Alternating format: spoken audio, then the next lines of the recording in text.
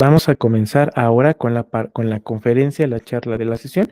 Va a ser un poquito corta, ¿ok? Espero yo, si no hay muchas dudas, preguntas, comentarios, pero vamos a tratarnos más de 30, 40 minutos, sobre todo porque vamos a ver algunos elementos muy puntuales sobre lo que tiene que ver con el sentido universitario. Muy bien. Bueno, pues con esto también, aparte de la sesión del curso de día de hoy que llevamos en el acceso completo aquí de manera interna, aquí también iniciaríamos lo que se va a transmitir en retransmisión a través de las plataformas en Facebook y YouTube de la Casa Historiográfica. Entonces, me permito darles la bienvenida a quienes se están incorporando a la transmisión y a través de alguno de estos medios que esperamos pueda ser de su completo interés. Ya tuve la oportunidad yo, para las personas que están dando el seguimiento a este curso a través de estas 8 conferencias, clases, de observar los comentarios que nos hacen llegar a través de los formularios. Entonces, me agrada mucho las consideraciones, el interés que está teniendo esta actividad. Estamos llegando a una audiencia importante y esperamos que esto pueda ser precedente para las actividades. Les pido, por favor, que si ustedes están siguiendo estas sesiones, sí se registren en en estos formularios en donde van a, digamos, a registrar su asistencia. En algunos casos se les va a pedir algún texto comprobatorio para ver si ustedes pudieron o si visualizaron de manera completa la sesión. Y esto porque si bien no están en el acceso completo en donde se va a recibir una constancia de la JUOX por un valor curricular de 25 horas, lo que sí es que sí, si completan estos registros, ustedes van a ser acreedores a un reconocimiento emitido por la Casa Historiográfica en conjunto con nosotros, con un valor curricular de 8 horas por asistencia a estas sesiones.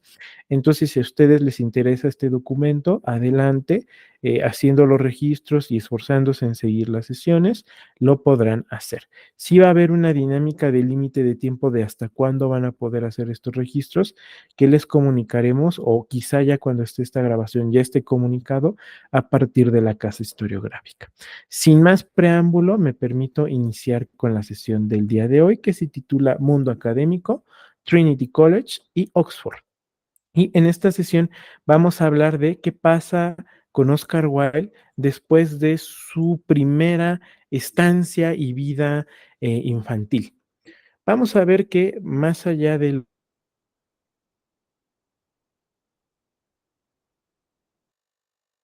lo que pasó, se va a inclinar por las humanidades, sobre todo por impulso de su madre. Esto lo va a llevar a ser muy bueno en los estudios de letras.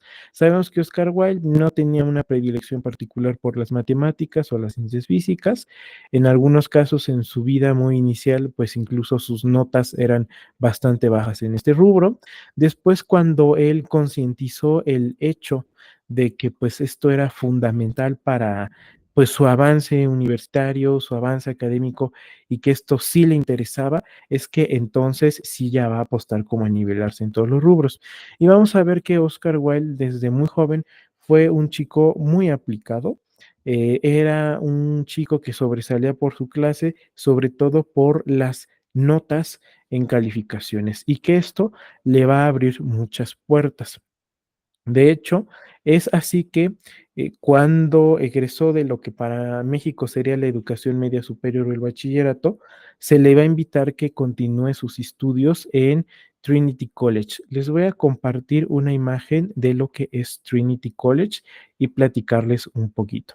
Trinity College es la universidad más importante de Irlanda, tiene una tradición muy larga. Trinity College se encuentra en Dublín y es considerado hasta el momento la institución educativa más grande del mundo irlandés, pero a su vez también una de las que se cuelan entre las instituciones más importantes de Europa. Es, reitero, una institución que tiene una tradición muy amplia dentro de la tradición histórica irlandesa. Y a propósito de hablar de Irlanda, no sé si recuerdan que en la sesión anterior No recuerdo en qué momento de la sesión hice la pregunta, pero hice el cuestionamiento de, no sé si han pensado por qué las banderas de Irlanda, Italia y México se parecen mucho, que pareciese un hecho azaroso. Estas banderas no son las únicas banderas del mundo que comparten esta combinación triádica de colores, ¿no? Pero resulta que sus procesos de liberación como naciones o de integración como naciones o de reelaboración de su identidad nacional van a ocurrir en el mismo siglo, en el siglo XIX. Y sí hay un nexo que conecta el hecho de por qué las tres banderas se parecen tanto. Y esto es porque en los tres casos, uno de los elementos que a la política de esos entonces permitió construir una idea de identidad nacional fue la religión, en este caso el catolicismo. En algunos momentos de la historia se entendía que el color o los colores de la Iglesia Católica en algunos casos eran el verde, el blanco y el rojo. ¿Por qué? Porque dentro de la teología católica existe algo que se llaman las virtudes del cristiano, que de hecho están manifiestos actualmente en el Catecismo de la Iglesia Católica, que es un texto enciclopédico con todo el catecismo de la Iglesia, y que ya desde hace siglos había sido discutidos por pensadores como Tomás de Aquino, entre otros, que son doctores de la Iglesia, y que definían que todo buen cristiano debe de tener un conjunto de 7 virtudes. Y estas virtudes se dividían en dos grupos, las virtudes cardinales y las virtudes teologales. Las virtudes cardinales te permitían a ti poderte relacionar en armonía con las otras personas, es decir, eran virtudes para el mundo, para la vida en la tierra, cardinales. Y estos eran la justicia, la prudencia, la templanza y me falta una, justicia y la fuerza o fortaleza. Pero con fuerza no se refieren a fuerza física, sino fuerza o temple mental. Esas eran las 4 virtudes cardinales. Y había 3 virtudes denominadas las 3 virtudes teologales, que eran las virtudes que le permitían al humano entrar en contacto con Dios. Estas eran la fe, la esperanza y la caridad. Así se estableció en la doctrina, en los documentos de la iglesia. Y estas 3 virtudes, aparte de tener una representación en estatuas o de manera iconográfica, generalmente también se representaban con 3 colores y estos colores eran el verde, el blanco y el rojo. Entonces vamos a ver que en algún momento de manera no oficial se entendía que además esta combinación eran los colores de la iglesia. Y es así que estos 3 países, que son 3 países con una mayoría de población católica, y que en su momento, al momento de independizarse o llevar o de reintegrarse o de llevar el movimiento de unidad nacional, pues el abanderado fue justamente la religión, como el caso de México e Iturbide. Es por eso que sin que hubiera una relación diplomática entre ellos, son esos 3 colores. Y es muy curioso porque las 3 culturas son mencionadas en la obra de Oscar Wilde, ¿no? Eso es como otro dato cultural interesante. Es por eso que tenemos estos fenómenos. ¿Y por qué quiero hacer esta comparación entre la Iglesia, Irlanda? Incluso la voy a extender con el caso de Oxford, aunque sabemos que Oxford ya está en Londres y que es una cuestión de Inglaterra, en esos momentos era un país también con una religión propia que era el anglicismo o la iglesia inglesa. ¿Por qué hago esta reflexión? Porque para estos entonces las universidades en Europa no solían ser laicas. De hecho, vamos a ver que ciertos elementos del laicismo en las instituciones son un poco más anteriores para el caso latinoamericano que en algunos casos de los imperios de Europa. Entonces vamos a ver que, por ejemplo, Oxford se funda como una universidad, sí, pero como una universidad administrada por religiosos, y que para estos entonces, si bien ya se habían marcado ciertas pautas en donde se diferenciaba religión y enseñanza universitaria, pues seguía siendo muy vivencial la presencia de la iglesia. Lo mismo pasaba con Trinity College, que pues en su momento fue también una universidad administrada por religiosos, aunque poco a poco se fue abriendo más el paso para la cuestión de los laicos. Oscar Wilde ingresa a Trinity College a estudiar y como a él le interesaba el mundo de las humanidades, pues realmente la única, vamos a llamarlo así, carrera, por decirlo de alguna manera, que apostaba más por las humanidades dentro de los círculos de estudio de época era el derecho. Entonces, la primera formación que va a tener Oscar Wilde es en derecho. En algún momento, Oscar Wilde va a ser muy exitoso. En las clases se sabe que tenía las notas más altas, que además tenía un tutor muy reconocido en esos entonces porque para esos entonces ya existía el enfoque de tutorías. Hoy en algunas universidades se discute mucho la inclusión del enfoque de tutorías dentro de las universidades de dos formatos. La tutoría, en donde un grupo de estudiantes que no entiende un tema pide una tutoría a alguien, algún profesor o algún otro compañero, y que esta tutoría está reconocida administrativamente por alguien del sistema de la universidad. Probablemente en sus universidades puedan reconocer el sistema, pero aparte el otro sistema de tutoría, en donde a lo largo de toda la carrera del estudiante se asignaba un tutor a ese estudiante o a un grupo de estudiantes para que lo fuera apoyando en su carrera y que fuera una idea de seguimiento eh, vocacional. Porque vamos a ver que esta idea de que alguien tenga un tutor a lo largo de su formación es una idea que viene de las iglesias o del cristianismo a partir de la idea de seminario. Un seminario en su sentido etimológico significa semillero, tiene otra palabra que también es sem, que también significa semilla, pero que no puedo decir, por cuestiones de que esto se va a transmitir en Facebook y en YouTube, no puedo decir, o no sé si se pueda decir de manera explícita, porque a veces el algoritmo es muy especial, pero se entendían como espacios en donde se iban a formar vocaciones, ¿ok? No como otros quieren hacer el seminario, en donde el seminario es algo que tú ya formado vas a afrontar, ¿no? El seminario en su sentido primigenio era la idea de formar vocaciones. Entonces vamos a ver que el concepto de seminario se arraiga en Alemania, se extiende a estas regiones y que todo este conjunto en la universidad hablaban de que el estudiante iba a tener un seguimiento para que se formara en una profesión. ¿Por qué comento esto? Porque hay ocasiones que en el contexto actual se piensa que esta dinámica es muy moderna, muy contemporánea, y realmente es algo que viene funcionando desde hace siglos, ¿no? Y que esta dinámica para los tiempos en los que estudia Oscar Wilde ya tenía siglos funcionando. Aquí tenemos una imagen de la fachada, de una de las fachadas de Trinity College en Dublín, que era también una ciudad universitaria, o sea, no nada más era este edificio que ven, sino era todo un conjunto, sigue siendo todo un conjunto de edificios y pues actualmente Trinity College ha crecido y sigue creciendo.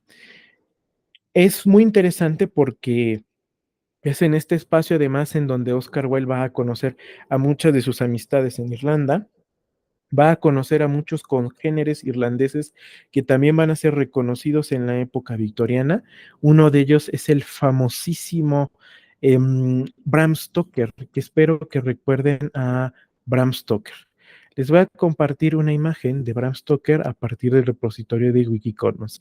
Y de hecho, aquí pues nos comparte quién es Bram Stoker, por si ustedes no lo identifican. Bram Stoker, la fecha de nacimiento, novelista nacido en Irlanda, autor de Drácula, entre muchos otros textos. Entonces, Bram Stoker es congénere de Oscar Wilde, estudiaron al mismo tiempo y se sabe que en ese momento, ambos teniendo afinidad por la literatura específicamente, eran muy amigos, eran personas muy cercanas. De hecho, se entiende que en algunos casos, en los periodos vacacionales, Oscar Wilde invitaba a Bram Stoker a que los acompañase a casa de su familia, una práctica muy común de los estudiantes que cuando iniciaban sus periodos de vacaciones invitaban a sus amigos a que pasaran una estancia con ellos junto con su familia y así se iban turnando. Y pues Oscar Wilde invitaba a Bram Stoker y Bram Stoker hacía lo propio. Entonces se sabe que tenían una relación muy cercana. Bram Stoker conocía a la familia Wilde de manera personal y la familia Wilde lo conocía a él. Entonces fue una relación bastante interesante. Todo va a cambiar cuando Oscar Wilde recibe una beca. ¿Y por qué decimos que todo va a cambiar? En esos entonces se sabe, se ha discutido mucho de la relación que tuvo Oscar Wilde con una mujer que también frecuentaba los círculos de Trinity College, de nombre Florence Balcom. Flores Balcom era su amiga, pero por el tono incluso que tenían las cartas que se escribían, se piensa que sostenían una relación de noviazgo y de hecho un noviazgo bastante formalizado, es decir, Oscar Wilde aspiraba que cuando él terminase sus estudios, pues se iba a casar con Flores Balcom. Pero Oscar Wilde va a ser una persona que este hecho de ser muy hábil en las cuestiones académicas le va a permitir apostar por una beca. En algún momento, a Oscar Wilde se le va a ofrecer una beca para que él pudiese ir a estudiar a Oxford. Misma beca que él acepta, porque para él evidentemente ir a Oxford, es decir, a la capital intelectual del Imperio Británico, le iba a abrir muchísimas puertas. Además que a diferencia de Trinity College, en donde estaba estudiando Derecho, en Oxford sí podía estudiar un bachillerato en artes, acentuado específicamente en literatura, cosa que a él le interesaba muchísimo. Entonces, él va a ir a Oxford, va a residir en Oxford y va a reiniciar su vida universitaria en Oxford. Entonces él va a suspender, a poner pausa en su relación con Florence Balcom. De hecho, hay una carta en donde él le dice que cuando él regrese va a poder estar en contacto de nuevo con ella, etcétera, etcétera, etcétera. Pero, oh sorpresa, ocurre que cuando Oscar Wilde se desarrolla en Oxford y tiene la oportunidad de regresar a Irlanda en uno de esos periodos vacacionales, se va a dar cuenta que Bram Stoker se ennovió de Florence Balcom y que ahora Florence era la esposa de Bram Stoker. Esto va a ser una ruptura en su amistad y que va a ser una ruptura irreconciliable. En ningún momento la comunicación entre Bram Stoker y Wilde va a regresar a ser cordial. A partir de eso siempre ya fue antagónica. De hecho, vamos a ver que en los momentos en donde Oscar Wilde va a tener oportunidad de escribir una reseña sobre Bram Stoker en algún periódico, la reseña siempre va a ser negativa y lo mismo por parte de Bram Stoker. De hecho, no voy a spoiler como la cuestión de la historia de Drácula. Ya sé que hayan visto la película o hayan leído el libro, pero no es netamente una literatura de terror, sino que incluso algunos apuestan a que más es una literatura de acción, una literatura romántica, pero sí hay un conflicto por una mujer en esta historia. Y se dice que Bram Stoker utiliza este conflicto en Drácula entre dos hombres que se disputan el amor de una mujer como una especie de metáfora de lo que fue con Flores Balcom, Bram Stoker y Oscar Wilde, sobre todo porque se sabe que Flores Balcom era una mujer muy interesada en la literatura, muy docta, y que a muchos hombres les interesaba por su bagaje, su conocimiento. Hoy mucho se ha recuperado sobre la figura de Flores Balcom, sobre todo como la mujer que estuvo detrás de los escritos de Bram Stoker, a tal punto que incluso se ha llegado a cuestionar qué tanto de lo que escribió Bram Stoker es únicamente de él o qué tanto ya son aportes de Flores Balcom en su corrección, en sus análisis, en su escritura. Entonces, se ha cuestionado bastante esta relación. Pero digamos que en ese momento Flores Balcom era la muchacha popular que era cortejada por muchos varones intelectuales que buscaban justamente una mujer que representase esos valores intelectuales. Y en su momento, pues digamos que Flores Balcom era la mujer más popular y Oscar Wilde en Trinity College era a su vez el varón más popular. Entonces se ennoviaron. Y a partir de este momento la ruptura es tácita. De hecho, Bram Stoker no va a cambiar su opinión de Oscar Wilde negativa, sino hasta que Oscar Wilde es enjuiciado. El hermano mayor de Oscar Wilde, ya lo vimos en la sesión anterior, le va a escribir a Bram Stoker: oye, sé que tú y mi hermano tuvieron sus diferencias, pero estarás de acuerdo que lo que está sufriendo este momento mi hermano no es justo, tú conoces su trayectoria, te pido que también te unas a los autores que buscamos apoyar. Y digamos que Bram Stoker hizo caso nulo, es decir, no se declaró abiertamente, públicamente a favor de Oscar Wilde, pero lo que sí es que a partir de este hecho ya no va a realizar ninguna crítica a la obra de Oscar Wilde, ¿no? ya no lo va a atacar, ya no va a hacer este tipo de ejercicios, ¿no? Se va a detener. Entonces nos puede hablar de que sí hubo una especie de reflexión en su pensamiento. Esto es más parte de esto que llamamos chismecitos biográficos sobre la vida de estos autores, que podemos discutir mucho qué tanto o no afectaron en su obra o qué tanto estas emociones, estas sensaciones, estas vivencias se plasman y se expresan en sus escritos, pero que sin duda es muy interesante para poder observar. Bueno, después de esa pequeña historia, platicar que Oscar Wilde va a ingresar a Oxford, y Oxford, como muchas universidades de esos entonces, va a ser una universidad que está dividida en campuses. La idea de que una universidad se divida en facultades es un poquito antigua, viene de la Edad Media, pero ya sistematizado en una jerarquía universitaria no la vamos a encontrar hasta las regencias de el linaje de Napoleón, ¿no? Napoleón I, segundo, tercero, que van a reformar el sistema universitario parisino y francés y que van a acuñar esta idea de una rectoría, administración central, facultades, cuerpos académicos, escuelas de oficios, etcétera, etcétera, y que ese es el sistema que todavía rige muchas universidades. Y por el otro lado estaba el sistema inglés, que es muy similar, sí cambian algunas concepciones, algunos elementos, solo que en términos, estos campus no se van a llamar facultades, se van a llamar colegios, que en inglés es college. Y una característica de la facultad es que si tú vas a estudiar en una universidad, cierta licenciatura o cierta carrera pertenece a una facultad en específico y que esa facultad se encarga específicamente de alguna ciencia, ¿no? Cosa que no era así en este enfoque inglés, en donde sí tenían colegios, pero había ocasiones en donde una misma carrera se podía repetir en varios colegios y tú seleccionabas el colegio conforme una idea de en qué ambiente académico, de qué comunidad me movería mejor. Es así que Oscar Wilde decide ingresar entre todos los colegios de Oxford que conforman Oxford a el Magdalen College. El Magdalen College es un colegio que específicamente se dedicaba al mundo de las humanidades e iba a apostar por un bachillerato en artes, que eso es muy, muy interesante.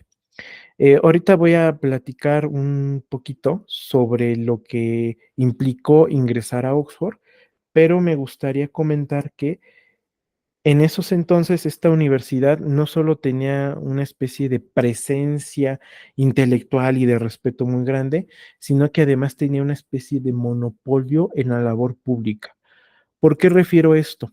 Se sobreentendía que todas las personas que iban a ocupar un cargo público en el sistema real del Imperio Británico eran egresados de Oxford. O sea, no era una ley, pero era algo que ya la comunidad de Oxford se había apropiado. Había colocado a sus estudiantes en esos puestos o a las personas que ocupaban esos puestos habían estudiado en Oxford, como lo quieran ver, y que solo facilitaban el ingreso a otras personas de Oxford.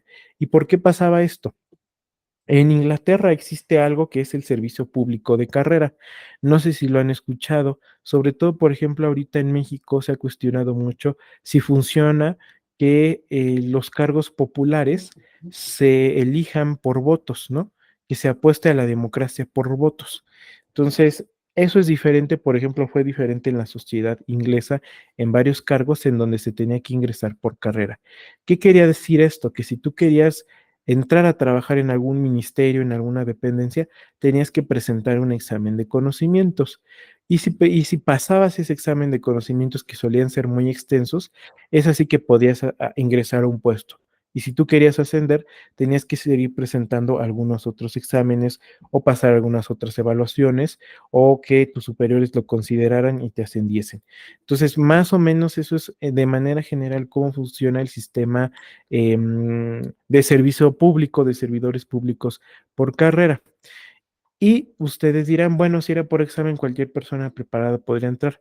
Sí, pero resulta que eran varios exámenes que, por ejemplo, implicaban que el estudiante o que el que ingresaba dominaría varias lenguas, dominaba ciertas áreas y que curiosamente los únicos que tuvieran ese perfil de dominar todos esos conocimientos tan específicos serían personas que estudiaron en Oxford, porque en Oxford se enseñaba eso, se pedía eso y se apostaba por eso, ¿no? Entonces esto lo hacía parecer extraño. Eso puede explicar por qué a Oscar Wilde, entre muchas cosas, le interesaba ingresar a Oxford.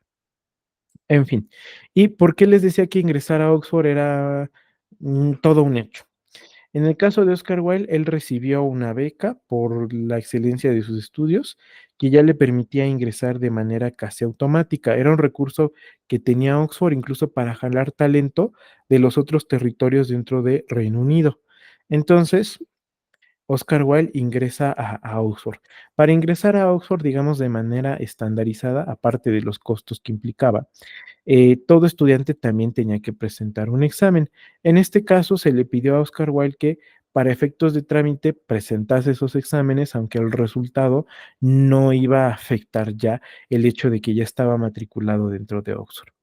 Oxford no era como tal una universidad laica, ya lo había explicado, sino que dentro de sus exámenes de ingreso, uno de los exámenes era una prueba en donde el estudiante tenía que demostrar su conocimiento sobre los 33 artículos de la Iglesia Anglicana. ¿Qué son los 33 artículos? Es una especie de declaración de 33 principios dogmáticos y teológicos que identifican a la religión anglicana, pero que además marcan una pauta, una diferencia teológica con respecto a las otras demás expresiones del cristianismo. Entonces se sabe que en algún momento, cuando Oscar Wilde presentó estos exámenes y estuvo el tiempo para poderlos resolver, no contesta el examen sobre los artículos de la Iglesia anglicana. Entonces, pasa el tiempo. Mm, Cuando se dan cuenta al momento de archivar sus exámenes que no respondió a esta sección, le indican al preceptor de Magdalen College, oiga, el estudiante Oscar Wilde no contestó esa sección. El preceptor le dice, oye, se te olvidó contestar esto, etcétera, etcétera. Oscar Wilde indica, le responde, no, no se me olvidó, simplemente no lo quise responder porque me parece sumamente aburrido.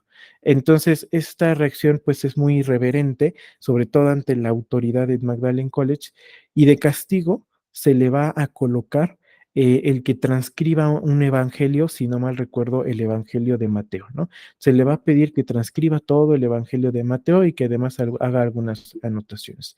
Entonces se sabe que Oscar Wilde muy gustosamente va a transcribir el evangelio de Mateo y uno de sus profesores le cuestiona, oye, muy fácilmente hiciste la transcripción de, el Evangelio de Mateo y no quisiste contestar los artículos. Y él responde, porque me interesa más entender el pensamiento y la obra explícita de Cristo en Mateo que los artículos de la iglesia. Esto ya podría rayar en lo que podría ser la blasfemia o la herejía, pero vamos a ver que al profesor más le causó gracia y lo dejó pasar, porque le llamó mucho el pensamiento que tenía Oscar Wilde. Decía, era muy bueno y era muy crítico. Oscar Wilde llega a Oxford y tiene que reiniciar todos sus estudios. No es esta cuestión de que va a revalidar materias como hoy se hace, ¿no? Tenía que reiniciar sus estudios, pero Oscar Wilde ya llega siendo un estudiante muy avanzado. Una de las pruebas para ingresar a Oxford era traducir un texto en griego. Anteriormente era además traducir un texto en latín, eso se suprimió antes de que llegara Oscar Wilde, pero ya era un estudiante que ya sabía traducir el latín, que ya sabía traducir el griego, que ya tenía cierto dominio del italiano, del francés y del alemán. Entonces fue un caso muy particular y sabemos que realmente académicamente su estancia en el Magdalen College de Oxford no le representó nada, ¿no? Ninguna dificultad. Además, yo les comentaba esta cuestión del sistema civil inglés, porque en esos entonces ya existía la idea de que si tú querías ser político, tenías que estudiar cierta carrera. En México como que sobreentendemos que los que estudian derecho además van a ser personas que se dedican a la política, ¿no? O que todos los que son políticos y políticas estudiaron derecho, ¿no? Digamos que esa carga, esa connotación también existía en Oxford de que el político estudiaba cierta carrera, pero en este caso no residía en derecho, residía en humanidades. Se entendía que cualquier persona que iba a ingresar al servicio imperial o a los servicios legislativos o del Parlamento había estudiado un bachillerato en humanidades, en literatura, en historia, en arte, o bien también en derecho, pero se propiciaba mucho los estudios de ciencias sociales y humanidades. Esto ha derivado, por ejemplo, que en el Parlamento inglés sea muy famosa la idea de que algún miembro del Parlamento se para, hace su declaración y cita a literatos, cita a pensadores, cita a políticos anteriores y que esto es como una especie de recurso retórico que le da una especie de validez o de ponderancia a sus argumentos, ¿no? Y que el interlocutor, el miembro del Parlamento de enfrente, le tiene que contestar con otras citas y con otro conocimiento, ¿no? Para demostrar que son personas cultas, cosa que no pasa, por ejemplo, aquí en la Cámara de Diputados, en donde no pensamos en que en algún diputado se va a levantar, o sea, sí suele pasar, pero no es algo que nosotros veamos constantemente, ni es algo que nosotros le exijamos a nuestras autoridades como una especie de noción cultural de lo que es ser político. Entonces, no es común que nosotros aspiremos a que X diputado se levante y diga, hoy cito a Rosario Castellanos porque Rosario Castellanos decía esto, y que otro diga, no, pero como decía Ignacio Manuel Altamirano, la liberación de bla, bla, bla, bla, bla, bla, ¿no? No aspiramos a eso y en el sistema inglés sí. Vamos a ver que por eso, por muchos momentos de la historia, los ingleses siempre van a sostener que su sistema político es el más avanzado, ¿no? Que es una consideración muy de ellos, pero que fue también mucho del elemento del orgullo inglés. Vamos a ver que dentro de Inglaterra, por mucho tiempo nunca ocurrieron movimientos armados. De hecho, en Francia ocurre la Revolución Francesa y en Inglaterra nunca ocurrió una revolución de esa manera como sí ocurrieron en los demás países occidentales, no incluso en Estados Unidos que sí hubo guerras internas.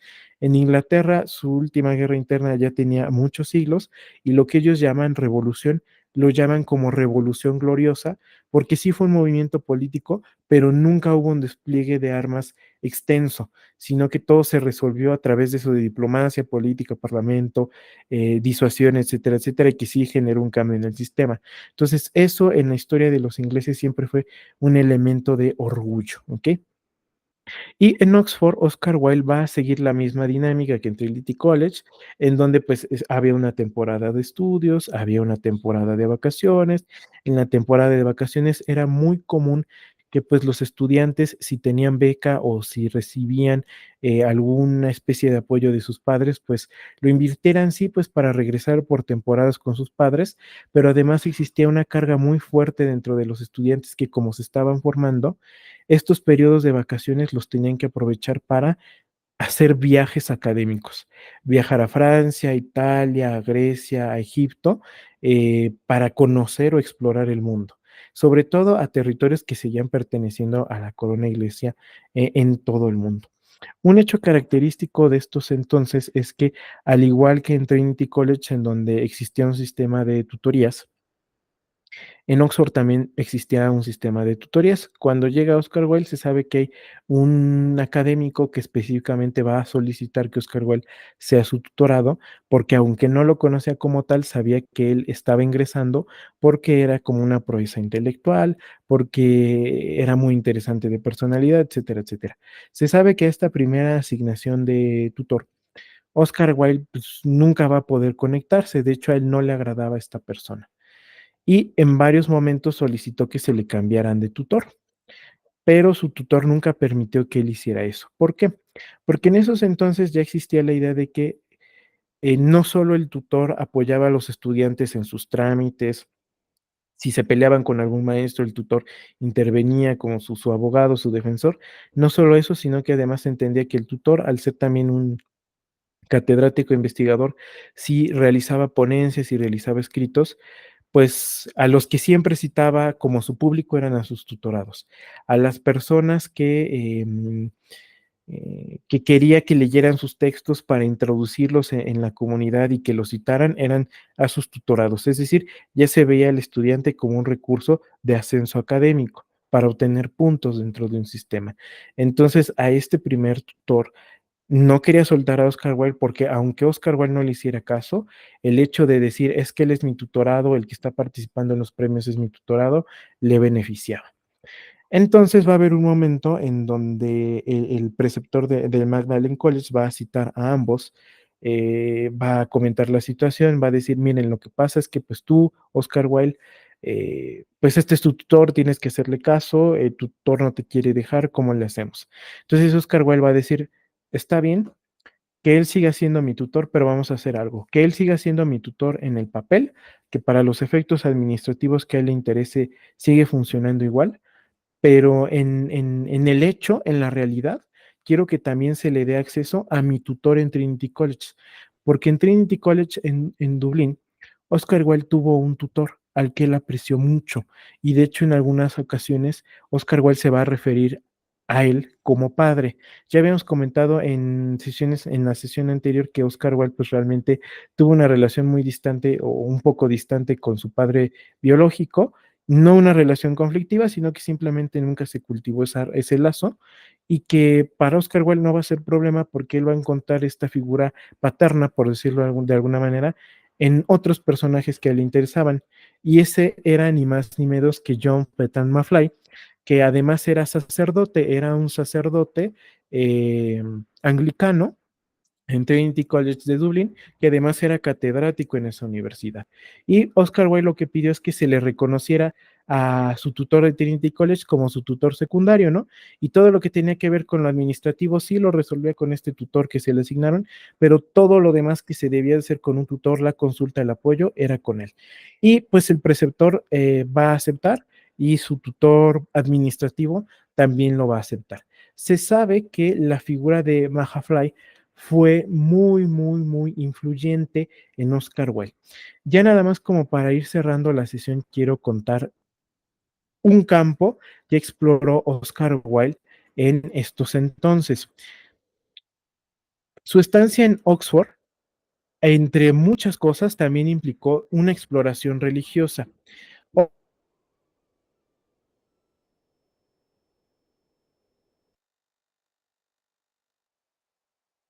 Oxford, inicialmente católica, pues entonces esta universidad va a ser retomada por la Iglesia Anglicana y se va a promover mucho que pues sean los anglicanos los que lleven la batuta en este espacio.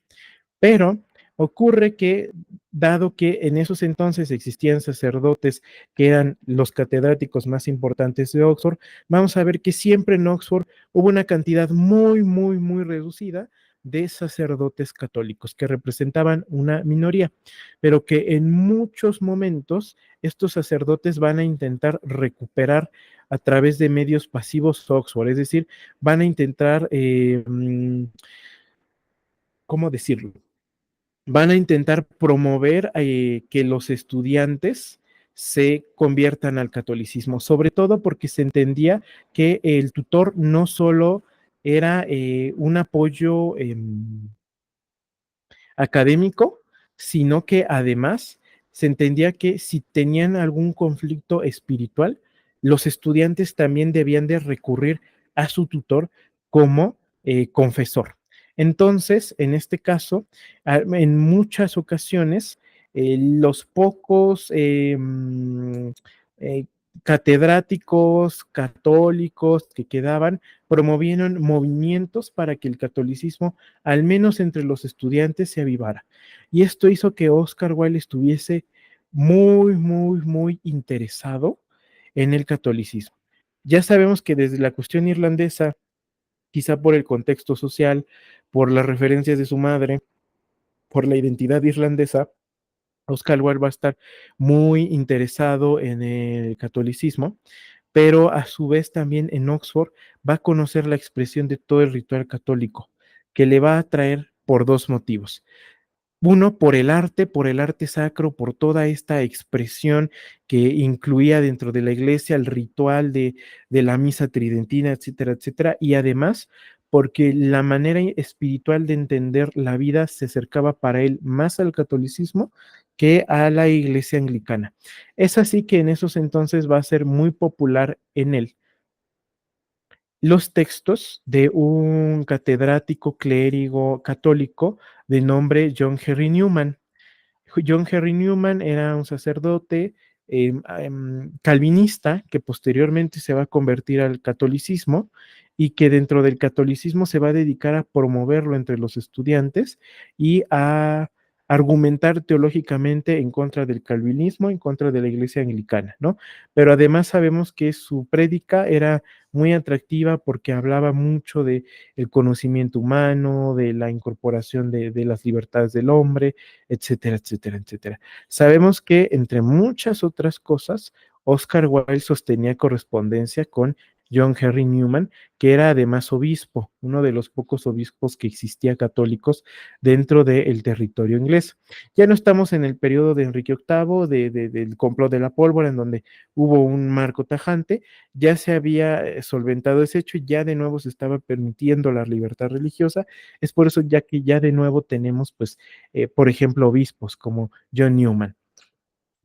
Sabemos que todas las amistades de Oscar Wilde se van a transformar al catolicismo, se van a convertir, ese es el término correcto, se van a convertir al catolicismo y ellos en muchos momentos lo van a tratar de convencer. De hecho, se sabe que para la época muchos personajes le hacían burla a Oscar Wilde porque aunque no era católico, le entendían que él admiraba mucho el catolicismo. De hecho, en algunos momentos, algunos escritos, pues se van a burlar de él porque tenía una foto de John Newman, un retrato de John Newman en su estudio, en su habitación en Oxford, tenía un retrato del Papa colgado ahí en su habitación en Oxford. Entonces, esto, entre que no era bien visto por la mayoría de la población anglicana y además que le generaba burlas. Entonces, aún así, Oscar Wilde siempre tuvo esa admiración. En esta idea de que sus amigos lo pudiesen convencer a convertirse en el catolicismo y bautizarse, lo que van a hacer es que en uno de esos periodos vacacionales en donde se realizaban viajes a través de Europa o incluso sus tutores los invitaban a que pasaran una temporada en sus casas para convivir, porque era una relación muy personal la que se sostenía con el tutor, es que le van a proponer que hagan un viaje a Roma. Y es así que Oscar Wilde, junto con sus amigos, organizaron un viaje a Roma con la intención de que Oscar Wilde conociera el arte renacentista, con la intención de que Oscar Wilde conociera las iglesias católicas de Roma, la Santa Sede, y uno de sus amigos consiguió, no sé bajo qué recurso, pero esto sí está bien identificado históricamente, que el Papa, si no mal recuerdo, Pío XV, ahí por ahí después les rectifico el dato, lo recibiera, les diera una pequeña sesión en donde pudiesen convivir con el Papa, ¿no? Una conferencia, que lo pudiesen conocer, ¿no? Entonces esto era inaudito. Entonces, Oscar Wilde emprende su viaje a Italia y se sabe que poco antes de que inicien su viaje a la Ciudad Santa, su tutor, este tutor que habíamos visto, su tutor irlandés, Penhal Mahaffy, se entera, Mahaffy era anglicano, y le dice a Oscar Wilde que no se transforme el catolicismo, que no vaya a la junta con el Papa, y le extiende una serie de hechos de por qué, ¿no? Que porque su familia no es católica, porque ser católico le va a implicar muchos problemas en el desarrollo de su vida profesional, le va a poner muchas trabas, le va a cerrar las puertas, además de que Mahaffy no estaba de acuerdo con el catolicismo, era uno de los sacerdotes anglicanos que teológicamente argumentaba en contra del catolicismo, pero pues esto de escribirle una carta no era muy funcional. Tanto fue la preocupación de Mahaffy que al momento en el que se enteró que Oscar Wilde estaba en camino a Roma, él también va a tomar el primer barco y va a viajar hasta Roma para encontrar, buscar a Oscar Wilde y llevárselo. Y tanta es la influencia o el peso que tiene John Mahaffy en Oscar Wilde como padre, que Oscar Wilde le va a hacer caso, le va a decir que sí. Y entonces se lo va a llevar, ¿no? Y como para sopesar la dinámica de que pues ya le quitó ese viaje a Oscar Wilde, lo va a llevar entonces a Grecia y van a hacer un viaje por Grecia. Y después van a regresar los dos a Irlanda, a visitar a la familia y va a hablar con Oscar Wilde y va a decir, mira, quítate esas ideas de ser católico, no te conviene, te va a cerrar las puertas, etcétera, etcétera, etcétera. Los católicos son a los que persiguen, son los enemigos de la iglesia, perdón, son los enemigos de la corona inglesa, tú quieres ser eso, etcétera, etcétera, etcétera. Entonces Oscar Wilde, un joven de 23 años, 24 a lo mucho, muy influenciado por esos comentarios, va a decir, bueno, está bien, no me voy a convertir al catolicismo, ¿no?